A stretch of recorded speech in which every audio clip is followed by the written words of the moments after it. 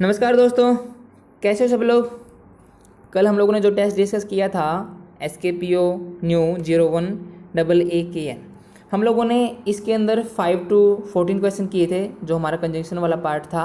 आज हम इसके फर्स्ट टू 4 क्वेश्चन करेंगे, जिसके अंदर है क्या कि हमें पैराग्राफ को कंप्लीट करना है।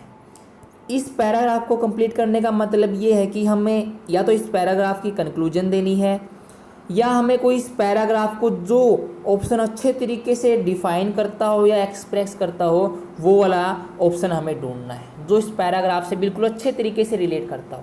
समझ पाए ना बात को, सिर्फ पैराग्राफ से, ना कि मैंने कहा कोई लाइन से।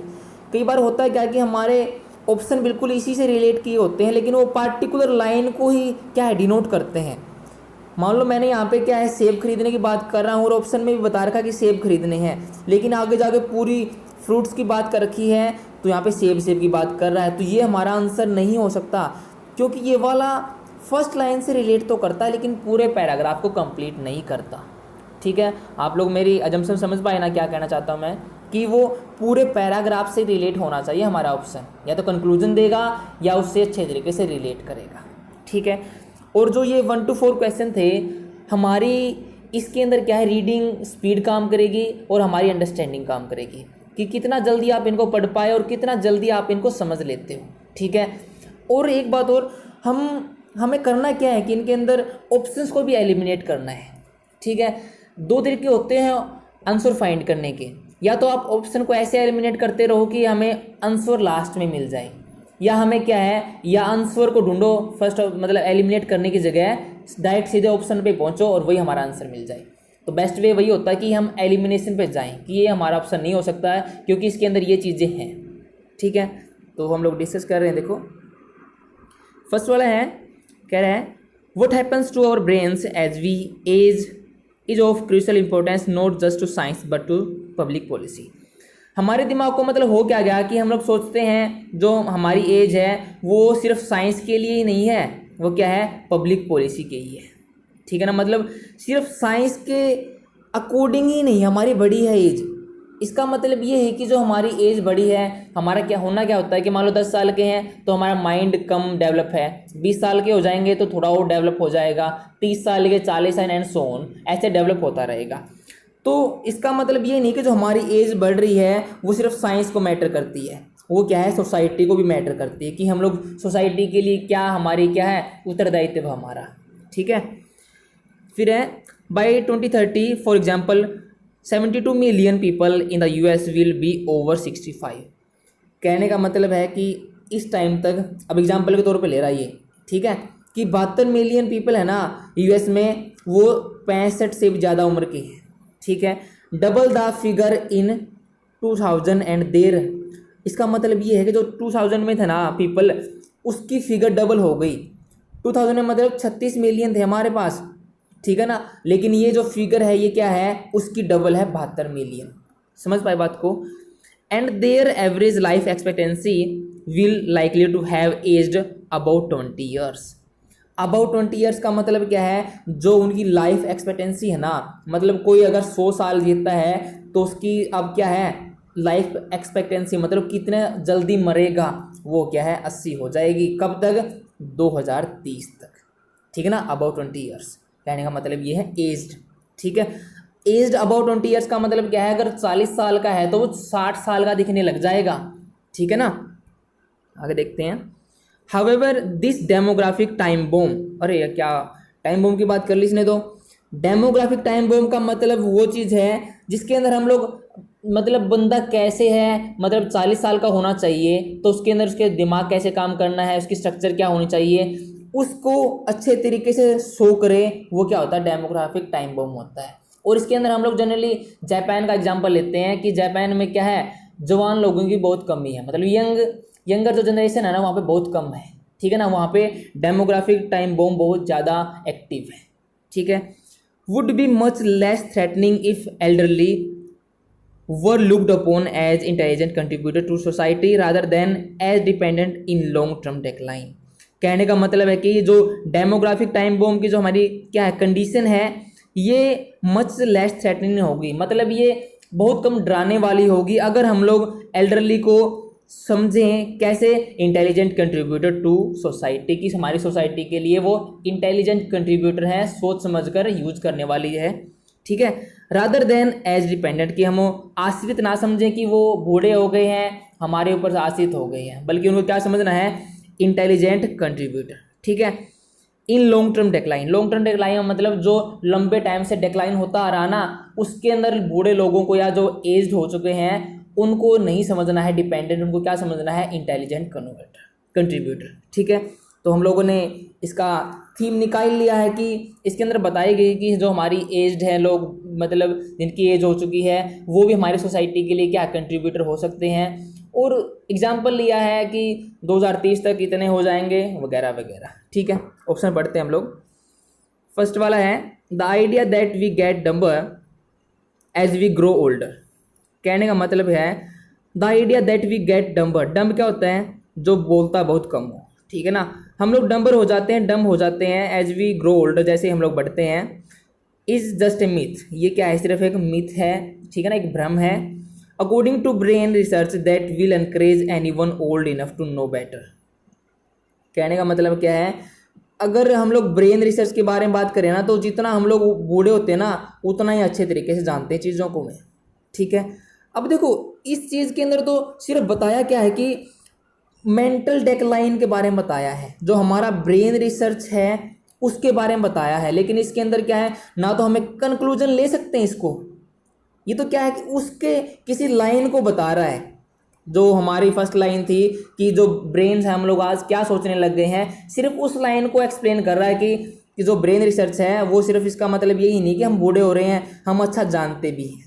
फर्स्ट लाइन यही तो थी ना कि सिर्फ साइंस के लिए ही नहीं हमारी एज क्या है, पब्लिक पॉलिसी के भी लिए है। तो ये हमारा आंसर क्या है, थोड़ा साइड में हो सकता है, कंक्लूजन नहीं बन सकता, ये तो हमें पता लग गया इसका, ठीक है। बी वाला क्या है, it is time we rethink. अरे यार इसने ये हमारा क्या है जो न्यूज़पेपर से उठाया हुआ है हमारा ये क्वेश्चन है, उसके अंदर क्या था, it is time we rethink ही था, शायद उन्होंने गलती कर दी। इट इज़ टाइम के बाद हम लोग क्या है पास्ट इंडेफिनिट लेते हैं, वर्ब की सेकंड फॉर्म आनी चाहिए रीथॉट, ठीक है, कोई बात नहीं, गलती कर दी, माफ़ कर देते हैं इसकी।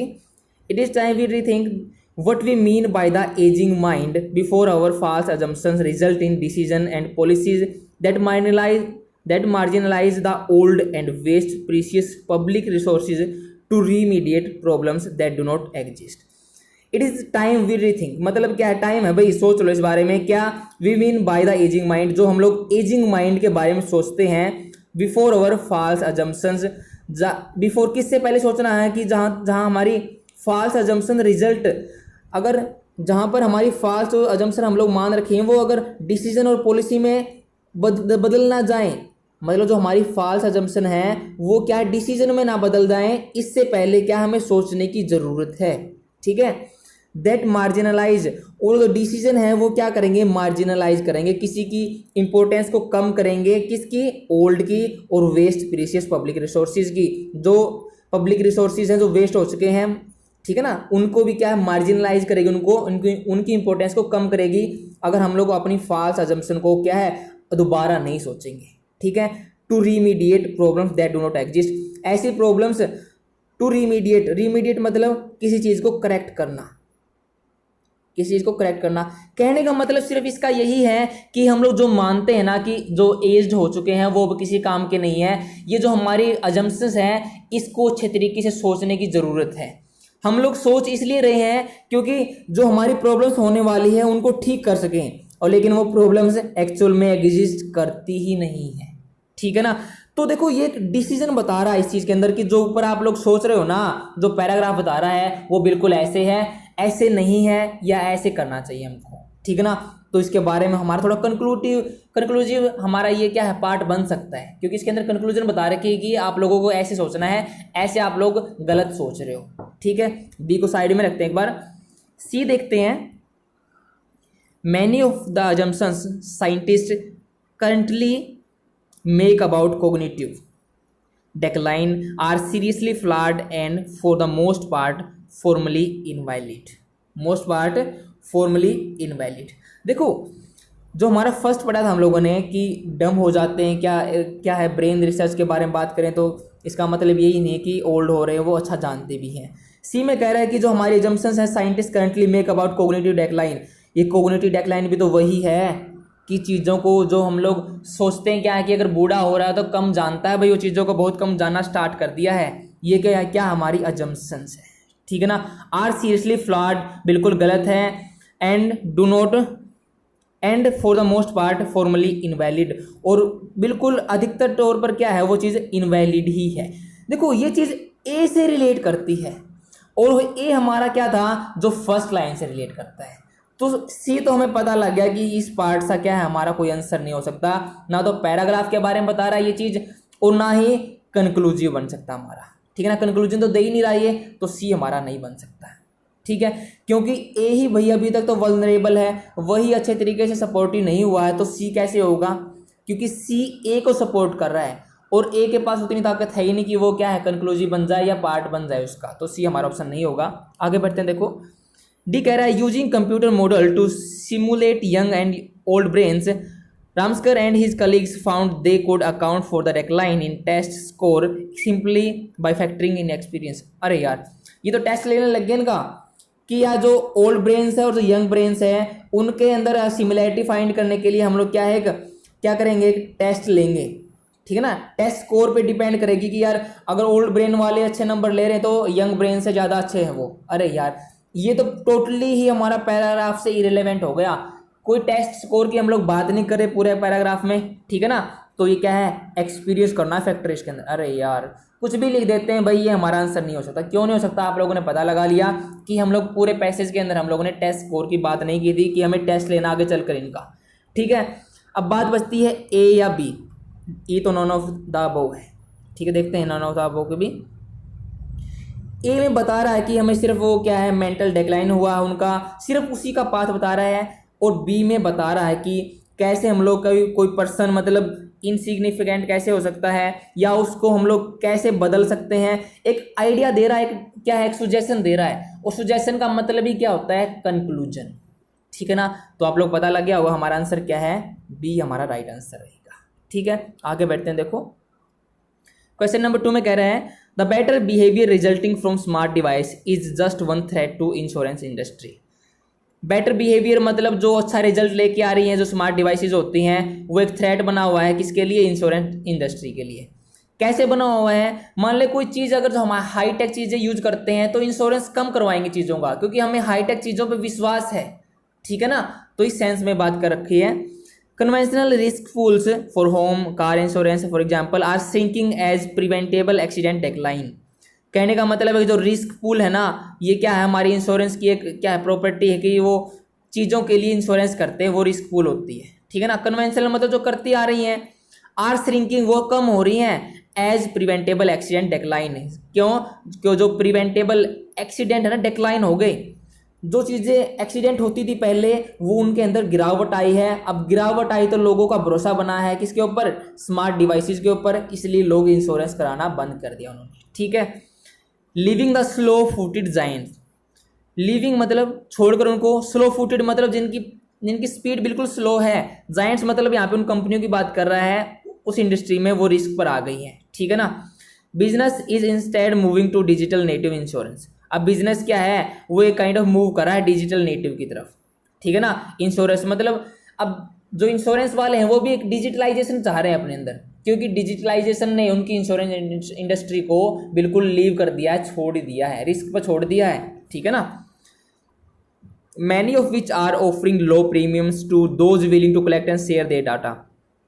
अब लो प्रीमियम्स की बात आ गई है कि मतलब लो प्रीमियम्स करते हैं, मतलब खर्चा कम करते हैं और सिक्योरिटी ज़्यादा देते हैं, ऑफर कर रहे हैं चीज़ों को, ठीक है ना। अब इंश्योरेंस की बात की है, डिजिटल नेटिव इंश्योरेंस। अब मैनी ऑफ विच उनमें से बात कर रहा है कि ऑफर करते लो प्रीमियम्स, मतलब कम खर्चा हो, और जो किन को करते हैं ये चीज़, जो अपना शेयर करना चाहते हैं डाटा, ठीक है ना। Yet the biggest winners could be tech companies rather than firms that now dominate the industry. फिर भी कहने में मतलब बात को मिलाकर यही है कि जो बिगेस्ट विनर है ना वो टेक कंपनीज ही हैं, ठीक है ना, टेक्नोलॉजी वाली हैं। किसके कंपैरिजन में, firms that now dominate the industry, उनके कंपैरिजन में जो अभी डोमिनेट करती हैं उनको, ठीक है ना। मतलब अंदर ही अंदर उनको खाए जा रही है ये चीज़, ठीक है ना, एक मतलब अपना डोमिनेंस हासिल कर रही है टेक कंपनीज, ठीक है। Insurance is increasingly reliant on the use of technology to change behaviour. कहने का मतलब जो इंश्योरेंस है ना, इंक्रीजिंगली मतलब बढ़ रहा है, रिलायंट ऑन मतलब किसी चीज़ पर डिपेंडेंट रहना, the use of technology to change behaviour.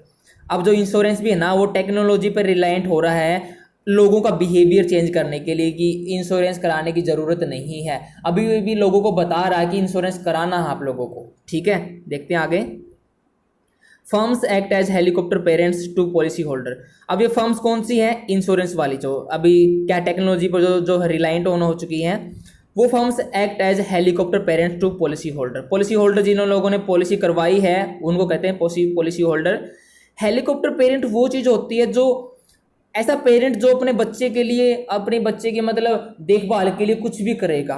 तो ये क्या है, उन पॉलिसी होल्डर का क्या है, पेरेंट्स बनना चाहते हैं कि यार उनको कुछ भी दिक्कत ना हो, किसी भी तरीके की दिक्कत ना हो, ठीक है ना। वार्निंग ऑफ इम्पेंडिंग हार्म, और उनको बताएगी कि यार तुम लोगों को ये चीज़ होने वाली है, बच के रहो इससे, स्लो डाउन अपना क्या है, इस टाइप में स्लो हो जाओ या इस चीज़ को कम करो, रिड्यूस योर शुगर इनटेक, अपना शुगर को कम करो, कॉल द प्लम्बर को कॉल करो, मतलब ऐसी ऐसी चीज़ें रखो। ये चीज़ें टेक कंपनीज से है ना, ये क्या है, ये चीज़ें टेक कंपनीज प्रोवाइड करती हैं इन चीज़ों को, प्लम्बर को, मतलब जो नोटिफिकेशन आती है ना वो भी तो टेक्नोलॉजी से रिलेट करती है ना। इसीलिए तो कह रहा था इंश्योरेंस है ना वो रिलायंट हो चुके हैं टेक्नोलॉजी पर, ठीक है ना। अब वो भी क्या है, अब फर्म्स जो ऐसी फर्म्स है वो पॉलिसी होल्डर को ऐसी ऐसी क्या है वो मतलब सुविधाएं देने लग गया है, ठीक है ना, इस सेंस में है। The better to reduce unnecessary pay out, और जो बड़े बड़े खर्चे हैं, जो लार्ज एक्सपेंसेस हैं, उनको भी कैसे कम करना वो आपको ये बताएंगे।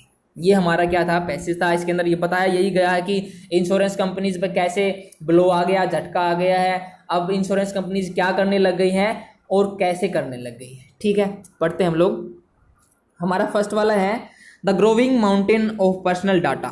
ग्रोविंग माउंटेन मतलब जो ढेर हो गया पर्सनल डाटा का, available to individual and crucially to firms is giving those with the necessary processing power the ability to distinguish between the lower risk और हाई रिस्क इंडिविजुअल।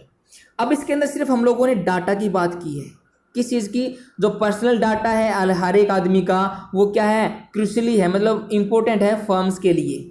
क्यों, क्योंकि डाटा के अकॉर्डिंग ही बता पाएंगे कि वो चीज़ें कौन सा, मतलब किसी के पास ज़्यादा पैसा है तो वो कैसा यूज करता होगा, कोई किसी का काम ये है तो वो कैसा यूज करता होगा, कोई अगर कोयले खान में काम करता है तो उसको किस चीज़ की ज़रूरत होगी, इस सेंस में ये हमारा क्या है, एक थोड़ा रिलेट कर रहा है हमारे पैसेज से। कैसे कि इस पैसेज के अंदर थोड़ा बहुत हम लोगों ने बातें तो यही बताई है ना, लेकिन सिर्फ जो लास्ट वाली चीज़ है, जो टेक्नोलॉजी चीज़ों पर रिलायंट ऑन हो चुके हैं, इस चीज़ से क्या है, डाटा से कनेक्ट करता है। फर्स्ट पार्ट से अभी तक कनेक्ट नहीं कर रहा है ये फर्स्ट वाला ऑप्शन, लेकिन सेकंड पार्ट जो हमारा था कि टेक्नोलॉजी रिलायंट हो चुकी हैं चीज़ें, वो इंश्योरेंस कंपनीज, उस पर थोड़ा कनेक्ट कर रहा है चीज़ें। नेक्स्ट पढ़ते हैं। Cheap sensor and tsunami of data they generate can improve our lives. जो डाटा ये करते हैं सेंसर से, वो क्या है, हमारी ये लाइफ को इम्प्रूव कर सकता है, ठीक है ना। And black boxes in cars can tell us how to drive more carefully and wearable devices will nudge us toward healthy lifestyle. अब देखो ब्लैक बॉक्सेज आया यहाँ पे वर्ड। ब्लैक बॉक्सेज एक मतलब इंश्योरेंस कंपनीज की एक प्रॉपर्टी है। ये क्या करती है, कार वगैरह या कोई व्हीकल का इंश्योरेंस करती है, जो उसके अंदर अपना बॉक्स लगाएगी, और वो बॉक्स क्या शो करेगा कि जो आदमी ड्राइव कर रहा है, जो पीपल ड्राइव कर रहा है, उसने स्पीड क्या रखी है, कितनी दूर चला है, कितनी एवरेज दे रहा है, किस टाइप से ड्राइविंग कर रहा है, बिल्कुल हर एक चीज़ को सॉरी क्या है, बिल्कुल हर एक चीज़ को बताएगा वो, ठीक है ना। वो ब्लैक बॉक्सेस होते हैं हमारी गाड़ीज के अंदर। तो ये भी हमारा सेकंड पार्ट से रिलेट कर रहा है। जो हमारा सेकंड पार्ट था, जैसे फर्स्ट कर रहा था कि पर्सनल डाटा था वो, ठीक है ना, अलग अलग कर पाएगा चीज़ों को, और ये भी बिल्कुल उसी जैसा है कि टेक्नोलॉजी रिलेटेड चीज़ें हैं भी, ठीक है ना। आप लोग समझ रहे हैं चीज़ों को, आगे देखते हैं। सी वाला है, yet this sort of relationship relies on trust. लेकिन जो ये रिलेशनशिप बताई है ना इन्होंने, जो ये रिलायंट ऑन हो चुके हैं पॉलिसी होल्डर को, ये क्या है, ऐसी ऐसी सुविधाएं दे रहे हैं, वो सिर्फ ट्रस्ट पे डिपेंड करती है। जैसे and Googles and Apples of the world. अब ये गूगल्स एंड एप्पल्स का मतलब जो बड़ी बड़ी कंपनियां हैं जैसे एप्पल और गूगल जैसी, वो वर्ल्ड की, on which consumer rely day by day, जिस पर क्या है कंज्यूमर डिपेंड हो रहा है हर दिन पर दिन, घंटे दर घंटे, may be best place to win the business. क्या ये चीज़ें best place to the win, देखो yet this sort of relationship, अबे दिस सॉर्ट ऑफ रिलेशनशिप क्या है, पूरे पैसेज को डिफाइन करती है। क्यों? पहले वाला हमारा रिलेशनशिप बता रही है उसके अंदर कि हमारा रिलेशनशिप इंश्योरेंस कंपनी से कैसा था, कि हम लोग अपनी चीज़ों की मतलब इंश्योरेंस क्यों करवाते थे, क्योंकि चीज़ें डैमेज ना हो, वो चीज़ें बची रहें, तो हमारा ट्रस्ट था इसलिए करवाते थे। आगे चलकर वो चीज़ें क्या आ गई, टेक कंपनियां आ गई, उसने क्या है मतलब प्रोटेक्शन ही इतनी दे दी कि इंश्योरेंस करवाने की जरूरत नहीं पड़ी। वहां पर भी हमारा क्या ट्रस्ट काम करा। अब आके जाकर क्या है, इंश्योरेंस कंपनीज वो क्या है रिलायंट ऑन होगी किस पर, टेक्नोलॉजी पर। अब वो अच्छी अच्छी क्या हमें सुविधाएं दे रही हैं, ये चीज़ भी क्या है उस चीज़ पर डिपेंड करेगी, ट्रस्ट पे। ठीक है ना? तो ये पूरे पैसेज को डिफाइन कर रहा है। This sort of relationship relies on trust. क्या ये जो रिलेशनशिप बन रही है ना, ये सिर्फ ट्रस्ट पे ही बनती हैं, ऐसे ही नहीं कोई इंश्योरेंस करवाता, आप लोगों को पता है ये चीज़ का। ठीक है ना? और ये जो गूगल्स और एप्पल हनी ऐसे ही नहीं बनी, इन्होंने ट्रस्ट हासिल किया है तब जाकर ये क्या है बड़ी बड़ी बनी है कंपनियां। ठीक है ना? विश्वास हासिल किया इन कंपनी से। तो थोड़ा ये हमारा कंक्लूजन दे रहा है। ठीक है, डी पढ़ते हैं। The uncertainty that underpins the need for insurance is now shrinking thanks to better insight into individual risks। अरे यार ये क्या है, हमारा जो डी वाला पार्ट है ना वो डीप अंडरस्टैंडिंग की बात कर रहा है। ठीक है ना? सिर्फ बेसिक चीज़ बता रहा है उसके लिए, क्या कि जो हमारी अंडरपिन्स का होता है किसी चीज़ को सपोर्ट करना। ठीक है ना? जो अनसर्टेनिटी है ना जिसके लिए हम लोग इंश्योरेंस करवाते हैं, द नीड फॉर इंश्योरेंस, जिसके लिए इंश्योरेंस की जरूरत होती है, इज नाउ श्रिंकिंग, वो घट रही है thanks to better insight into individual risk. पता नहीं यार, हर एक इंडिविजुअल रिस्क पे आ गई बात। अब हर एक बंदे को क्या है देख रहे हैं लोग। यार वही बात है सिंपल, जो किसी एक लाइन बता रहा है पैसेज के अंदर कि वो क्या है श्रिंक कर रही। कौन सी? ये रहा, हाँ ये रहा, कहाँ गया वो, यहीं पे था, आर श्रिंकिंग। सिर्फ इस लाइन को क्या है एक थोड़ा इलेबोरेट करके बताया उसने कि वो घट रही हैं थैंक्स टू इंडिविजुअल रिस्क। बिल्कुल यही है, ये तो बिल्कुल हमारा आंसर हो ही नहीं सकता, ये तो एक लाइन को बता रहा है। और जो फर्स्ट वाली थी वो सेकंड पार्ट को बता रही थी हमारी, कि रिलायंट ऑन हो चुकी चीज़ें। ठीक है ना? तो इससे क्या है हमारा आंसर सिर्फ एक ही बचता है, कौन सा? सी। सिर्फ इस चीज़ से कि दिस सॉर्ट ऑफ रिलेशनशिप। अभी ये रिलेशनशिप ने पूरे पैराग्राफ को क्या डिफाइन कर दिया, क्योंकि इंश्योरेंस से रिलेटेड था हमारा पैराग्राफ, और इंश्योरेंस मतलब ट्रस्ट। ठीक है ना? आगे बढ़ते हैं, देखो थर्ड क्वेश्चन है, the expenditure of time money and space judicial prosecutorial resources is often justified by claims of a powerful deterrent message embodied in the ultimate punishment, the death penalty। कहने का मतलब जो एक्सपेंडिचर ऑफ टाइम, जो time waste होता है, जो money waste होती है, और जो जुडिशियल स्पार्स मतलब जो कम जुडिशियल मिलता है। स्पार्स का मतलब होता है शॉर्ट सप्लाई होना किसी चीज़ की, जो क्या है टाइम की वेस्टेज है, मनी की, और जो कम क्या है जुडिशियल मिलता है, जो मतलब जुडिशरी मतलब क्या है मतलब क्या कहते हैं ना वो डिसीजन कम मिलते हैं, कहने का मतलब ये। ठीक है? और प्रोसिक्यूटोरियल रिसोर्सेज मतलब किसी को प्रोसिक्यूट करने के लिए, किसी को चार्ज लगाने के लिए, किसी पर हम लोग चार्ज लगाते हैं ना तो उसको क्या करते हैं प्रोसिक्यूट करते हैं हम लोग। ठीक है ना? वो रिसोर्सेज भी क्या है इज ऑफन जस्टिफाइड। क्या है ये इन चीज़ों का एक्सपेंडिचर, इन चीज़ों का क्या हम लोग बर्ताव करते हैं, इन चीज़ों को क्या यूज करते हैं, वो क्या है इज ऑफन जस्टिफाइड। वो सिर्फ किस चीज़ से जस्टिफाइड होगा, जस्टिफाइड है by claims of a powerful deterrent message, कि जो क्लेम किया किसी ने, अगर वो अच्छा पावरफुल डेटरेंट है, डेटरेंट मतलब रिस्ट्रेंट, किसी चीज़ को रोकने वाली चीज़, अगर वो किसी चीज़ को रोकने वाली चीज़ है, वो मैसेज जो एम्बोडिड इन द अल्टीमेट पनिशमेंट। वो एम्बोडिड का मतलब होता है किसी चीज़ को एक्सप्रेस करना। ठीक है ना? एक्सप्रेस करे किस चीज़ को, अल्टीमेट पनिशमेंट को। वो अल्टीमेट पनिशमेंट क्या होती है, डेथ पेनल्टी। तो ultimate punishment is equal to death penalty. ठीक है ना? कैपिटल पनिशमेंट भी होता है हमारा, वो भी डेथ पेनल्टी होता है। एक कॉर्पोरल पनिशमेंट होती है हमारी जो सिर्फ फिजिकली होती है। कॉर्प का होता है ना हमारा वर्ड फिजिकल, तो सिर्फ डंडे डंडे लगते हैं ना, वो क्या होती है कॉर्पोरल। अगर किसी को डेथ दे दी ना, मृत्यु सजा, तो वो क्या हो जाएगी कैपिटल पनिशमेंट। तो कहने का मतलब यही है कि जो हम लोग इन चीज़ों का एक्सपेंड करते हैं, चीज़ों का यूज करते हैं, अगर हमारे पास क्या है क्लेम है बहुत बड़े पावरफुल डेटरेंट का, तो वो क्या है कैपिटल पनिशमेंट में बदल जाएगा वो। ठीक है? आगे देखते हैं। But studies repeatedly suggests that there is no meaningful deterrent effect associated with the death penalty. लेकिन स्टडी जो है ना वो सिर्फ यही बताती है क्या, कि there is no meaningful deterrent effect. अभी डेटरेंट इफेक्ट वो चीज़ होती है जो किसी बंदे को या लोगों को कोई चीज़ करने से रोके, डेटरेंट इफेक्ट वो चीज़ होती है जो पार्टिकुलर बंदे या पीपल को कोई चीज़ करने से रोके। तो इसका मतलब ये है कि there is no meaningful deterrent effect, कि यहाँ पे कोई ऐसा समझने योग्य डेटरेंट इफेक्ट है ही नहीं associated with the death penalty, जो डेथ पेनल्टी से रिलेट करता हो, एसोसिएट करता हो। एंड फर्दर, और आगे भी क्या है, any deterrent effect is no doubt greatly diluted by the amount of time. और जो डेटरेंट इफेक्ट है ना, जो ये इफेक्ट है किसी चीज़ को रोकने वाला, वो नो डाउट ग्रेटली डाइल्यूटेड मतलब इसके अंदर क्या आ गई है, इम्प्योरिटीज आ चुकी हैं। किस चीज़ से, bye the amount of time.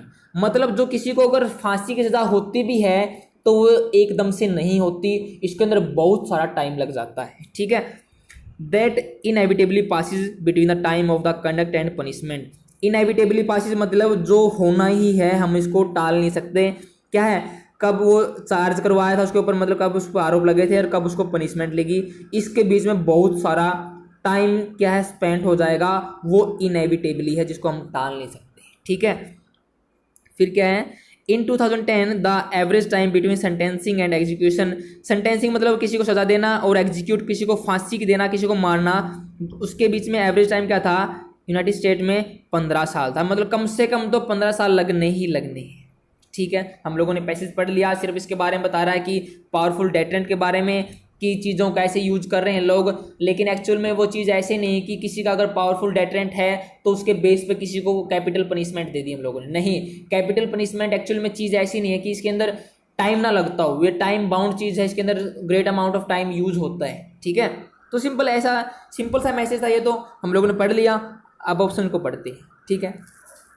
First वाला है, a single federal death penalty case in Philadelphia, ये कोई जगह है, was found to cost upward that, कि इसके ऊपर इतनी कॉस्ट लगी, ठीक है ना, किसी को डेथ पेनल्टी मिली है, मिलियन है, 8 times higher than the cost of trying a death eligible case where the prosecutor seek only life imprisonment. अब कहने का मतलब ये है कि इसके अंदर जो ऑप्शन है ये हमारा, इसके अंदर सिर्फ यही चीज़ बताई गई है कि किसी को मतलब डेथ पेनल्टी में मिली है किसी को, या किसी ने उसके ऊपर चार्ज लगाए थे, तो इसके अंदर किसी आदमी को क्या है 10 लाख, 10 बिलियन, मिलियन का मतलब होता है 10 लाख और 10 मिलियन होगी चीज़, ठीक है ना। तो 10 मिलियन का क्या उसको कॉस्ट पड़ी है, ठीक है।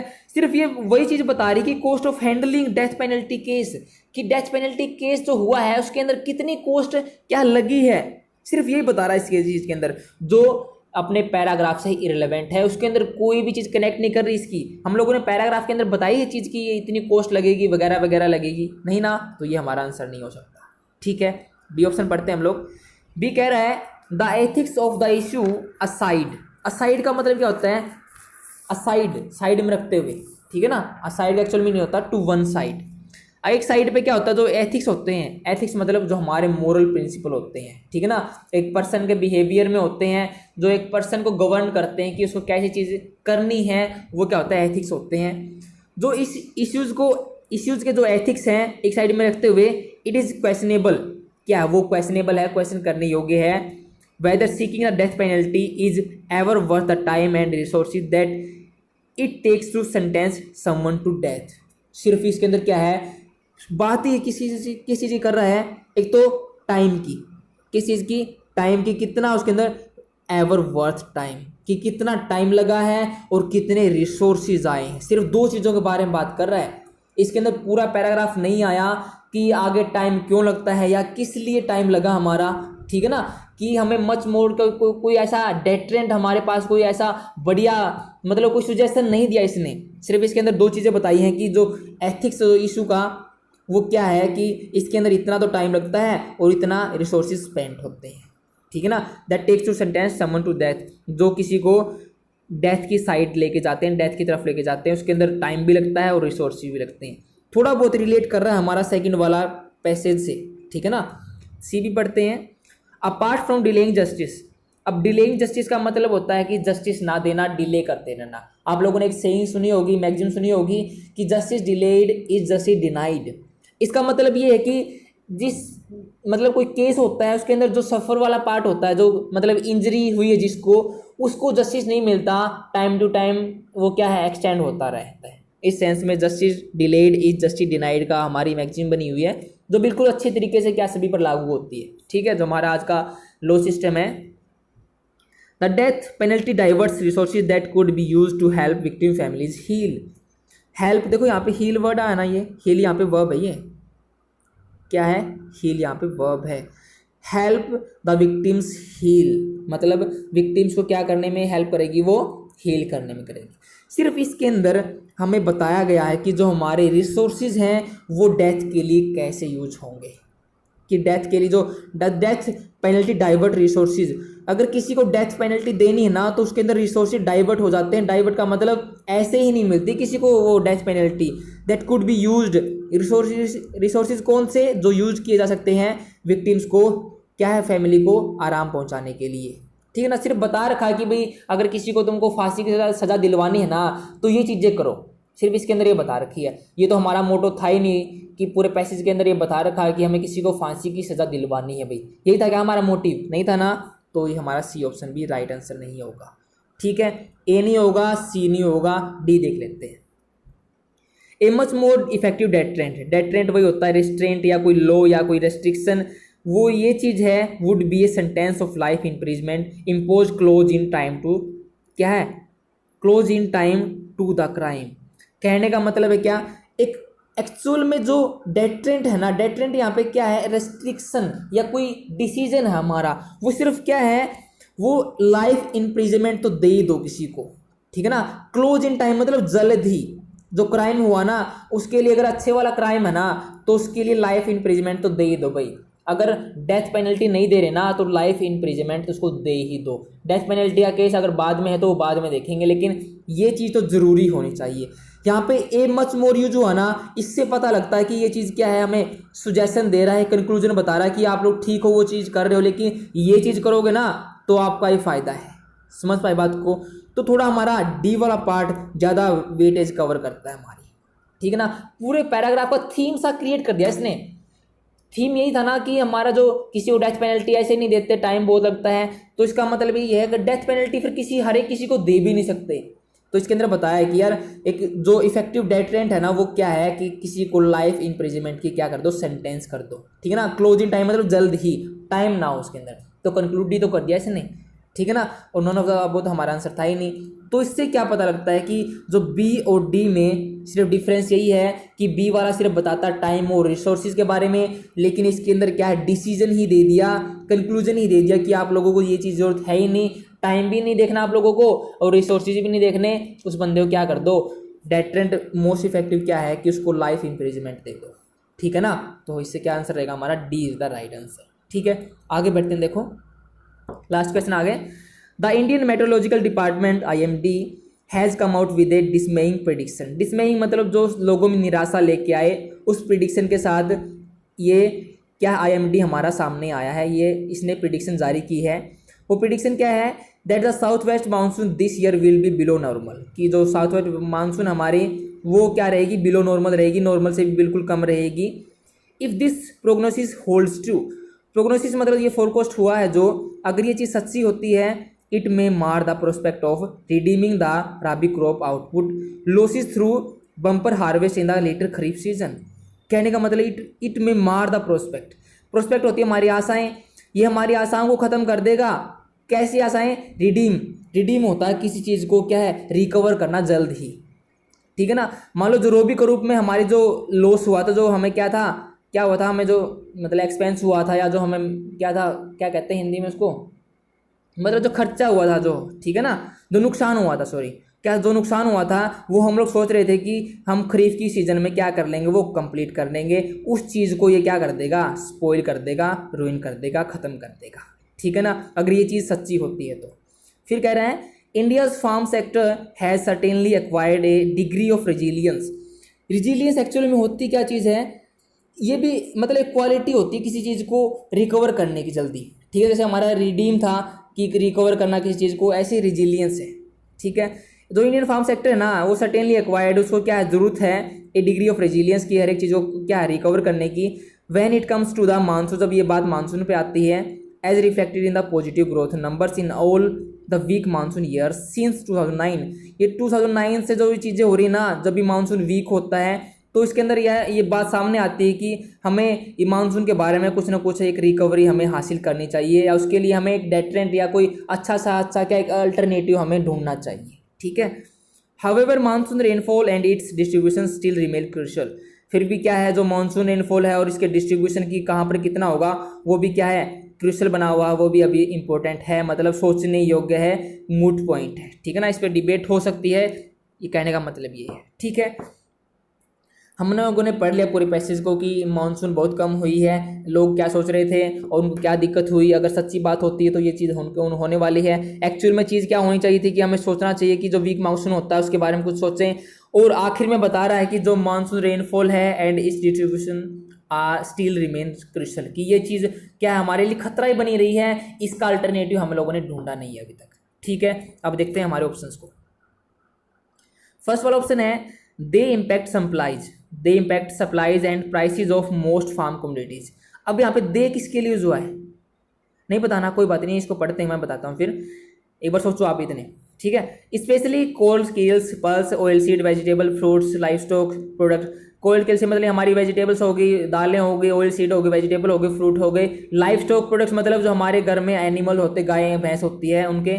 As well as rural sector demand for consumer goods, और ऐसे रूरल सेक्टर जहाँ पर कंज्यूमर गुड्स की डिमांड होती है। ठीक है ना, अब दे इम्पैक्ट, ये चीज़ें इम्पैक्ट करेंगी उन चीज़ों पर, किस चीज़ पर, उनकी सप्लाई पर, उनके प्राइसेस पर। ठीक है ना, अब ये दे चीज़ें कौन सी पता है, ये दे की दे चीज़ें वो चीज़ें हैं जो हम लोगों ने लास्ट सेंटेंस में पढ़ी थी। कौन सी, मानसून एंड इट्स डिस्ट्रीब्यूशन। ये चीज़ें अगर हम लोग क्या है अच्छे तरीके से इनको सोल्व कर लें तो ये चीज़ें नहीं होंगी, क्योंकि ये किस चीज़ पर इम्पैक्ट डालती है, इन सब चीज़ों से हमको क्या है खतरा बना हुआ है, इन चीज़ों पर इसका इफेक्ट होता है। ठीक है ना, सारे सिस्टम को हिला देती हैं चीज़ें। तो बिल्कुल क्या है, एक डिसीजन दे रहा हमारा लास्ट में ये चीज़, इसको लास्ट में देखते हैं। ये हमारा थोड़ा डिसीजन दे रहा है कि सुजेशन कर रहा है कि यार ये चीज़ें क्यों इतनी ज़रूरी हैं, क्योंकि ये वाला जो ऑप्शन है ना, ये लाइन ये वाली, ये थोड़ा क्या है, ये चीज़ें बता रहा है, कंक्लूजन दे रहा है ये वाली लाइन, कि ये चीज़ें क्या है अभी भी क्रूशियल बनी हुई है। सिर्फ क्या है इस चीज़ को बताया गया है कि क्यों बनी हुई है। ठीक है, आगे देखते हैं। A poor monsoon and subsequent food inflation might well throw off the Reserve Bank on India schedule for rate cut. अब ये कह रहा है कि यार जो पुअर मानसून हुआ है वो रिजर्व बैंक को बाध्य कर देगा कि अपने रेट को क्या करो, कम करो। इसके अंदर ऊपर वाले पैराग्राफ के अंदर हम लोगों ने कभी बैंक की बात की है नहीं की ना, या रेट की बात हुई कि हम लोगों को इंटरेस्ट रेट ऐसा लेना है, तो ये आंसर नहीं होगा भाई। ठीक है ना, पैराग्राफ से रिलेट करता है नहीं ये चीज़, बिल्कुल इररिलेवेंट है, तो हम लोग आंसर नहीं ले सकते इसको। सी वाला हमारा ऑप्शन है nevertheless the first stage monsoon forecast of the IMD should normally be taken with a pinch of salt as the weather agency accuracy record on this count is none too inspiring. अब ये none to होता है किसी चीज़ से बिल्कुल दूर दूर तक कोई नाता ना होना, सॉरी क्या है, नाता होना नहीं, नाता ना होना, मतलब फार फ्रॉम समथिंग। ये चीज़ आप लोग जल्दी समझ पाओगे, फार फ्रॉम समथिंग, कि इस चीज़ से कोई नाता नहीं है भाई दूर दूर तक। ठीक है, कहने का मतलब है नेवरदलेस, मतलब इस चीज़ के बजाय द फर्स्ट स्टेज मानसून। देखो यहाँ पे वर्ड हुआ है द फर्स्ट स्टेज मानसून, मतलब मानसून की हम लोगों ने स्टेज के ऊपर में बारे में बात की है ऊपर, कि ऐसे ये फर्स्ट स्टेज है मानसून की, ये सेकंड स्टेज, ये थर्ड स्टेज। इससे ही क्लियर होगा कि ये वाला हमारा आंसर नहीं बन सकता, क्योंकि हम लोगों ने पैसेज में डिस्कस किया ही नहीं कि ये फर्स्ट स्टेज मानसून ऐसे होगी, सेकंड स्टेज क्या है फ्रूट्स के लिए अच्छी होती है, थर्ड स्टेज हमारी वेजिटेबल्स की अच्छी होती है। ठीक है ना, तो इस चीज़ से हम लोग इस ऑप्शन को एलिमिनेट कर सकते हैं। बिल्कुल ईजी वाला था सी वाला तो, लेकिन पढ़ते हैं एक बार। The first stage monsoon forecast, जो फर्स्ट स्टेज मानसून का जो फोरकास्ट हुआ है IMD के द्वारा, should normally be taken with a pinch of salt. Pinch of salt मतलब ठीक है भाई कुछ तो होगा, कहने का मतलब ये है। एज वेदर एजेंसी जब accuracy record on this count is none too inspiring, जहाँ पर हम लोग सोचते ही नहीं कि यार कोई बंदा कुछ काम करेगा। कहने का मतलब यही है कि मान लो मैं सोहन को समझता हूँ कि यार कोई निठल्ला है, कुछ नहीं करता। अगर सोहन मेरे को कह दे कि यार मैं पानी ले आऊँ आपके लिए, अरे यार ठीक है भाई ले आ तू, मतलब मैं तो सोचता ही तेरे को कुछ काम का है ही नहीं, चलो पानी तो ले आएगा। तो इस सेंस में कह रहा है कि नन टू इंस्पायरिंग, मैं तो इसको सोचता ही नहीं कि कोई चीज़ इंस्पायर करेगी, हमें कोई चीज़ एनकरेजमेंट देगी। तो ये भी क्या है मेरे लिए एक पिंच ऑफ साल्ट है भाई, चलो कुछ तो है। ठीक है ना, इस सेंस से बात कर रहा है, लेकिन हमारा आंसर नहीं है, चाहे कुछ बात करता रहे। ठीक है ना, ये हमारा आंसर नहीं है। डी वाला देखते हैं हमारा option. The monsoon behaviour this year seems to bear out the notion. Bear out का मतलब प्रोड्यूस किया, इसने एक आइडियाज को प्रोड्यूस किया है that climate change is affecting the Indian monsoon and altering it's rainfall calendar, कि जो क्लाइमेट चेंज हुआ है वो क्या है, इंडियन मानसून को क्या कर रहा है, इफेक्ट कर रहा है और उसके रेनफॉल कैलेंडर को चेंज कर रहा है। हम लोगों ने ऊपर वाले सेंटेंस के अंदर क्या है, क्लाइमेट चेंज के बारे में बात की तो है, लेकिन सिर्फ ये बात ही किसके बारे में कर रहा है, क्लाइमेट चेंज के बारे में और कैलेंडर के बारे में। थोड़ा बहुत ही रिलेट कर पाता है, क्योंकि क्लाइमेट चेंज हमारा वर्ड ही ऐसा होगा कि इसके अंदर सारी चीज़ें आती हैं, ठीक है ना। अब क्लाइमेट चेंज पे नहीं उन्होंने फोरकास्ट किया था, आईएमडी ने किया था कि यार चीज़ें क्या है, मानसून ऐसे होने वाला है, ठीक है ना। और कैलेंडर की तो बात थी ही नहीं भाई कि रेनफॉल कैलेंडर इसने बदल दिया, तो थोड़ा बहुत ही रिलेट करता है। हमारे पास ऑप्शन बचे ए और डी, ठीक है। अब ए एक्चुअल में क्या है, जो हमारा कंक्लूजन थी ना ये वाला पार्ट, इसको ब्रीफली बताया गया है, मतलब अल्टीमेटली यही हमारा कंक्लूजन है, समझ पाए ना। मान लो मैं बात किसकी कर रहा हूँ, फ्रूट्स की कर रहा हूँ, मैंने फ्रूट्स वर्ड यहाँ पे लिख दिया और मैंने फ्रूट्स को आगे डिफाइन कर दिया कि क्या है, एप्पल, बनाना, कुछ भी सब चीज़ों के बारे में बता दिया मैंने, तो क्या है अल्टीमेटली मैं फ्रूट्स को डिफाइन कर रहा हूँ ना, अल्टीमेटली फ्रूट्स के बारे में बात कर रहा हूँ, तो ये वाला केस यहाँ पे लागू होता है कि अल्टीमेटली मैं किसके बारे में बात कर रहा हूँ, उस पैसेज के या उस पैराग्राफ के कंक्लूजन के, ठीक है। हमारा डी ऑप्शन क्लाइमेट चेंज के बारे में बात कर रहा था, लेकिन इससे स्ट्रॉन्गेस्ट पॉइंट कौन सा है, ए वाला, जिसके अंदर कंक्लूजन के बारे में बताया गया है, ठीक है। तो इससे हमारा आंसर क्या रहेगा, ए इज द राइट आंसर, ठीक है। तो आज का हमारा डिस्कशन यहीं पे एंड होता है। आई होप आप लोग एंजॉय कर पाए होंगे और कुछ चीज़ें सीखे होंगे आप लोग कि कैसे हम लोग चीज़ों को करें। आपको सिर्फ यही करना है कि एलिमिनेट करने हैं और पैसेज को अच्छे तरीके से पढ़ना है। आई मस्ट से कि अभी भी कहता हूँ कि रीडिंग हैबिट जरूर क्रिएट करो, इंस्टॉल कर लो चीज़ को, हैबिट में ले आओ इस चीज़ को, ठीक है ना। अगर इंग्लिश में अच्छे नंबर हम लोगों को गेट करने हैं, ठीक है। तो आज के लिए सिर्फ इतना ही। Thank you friends.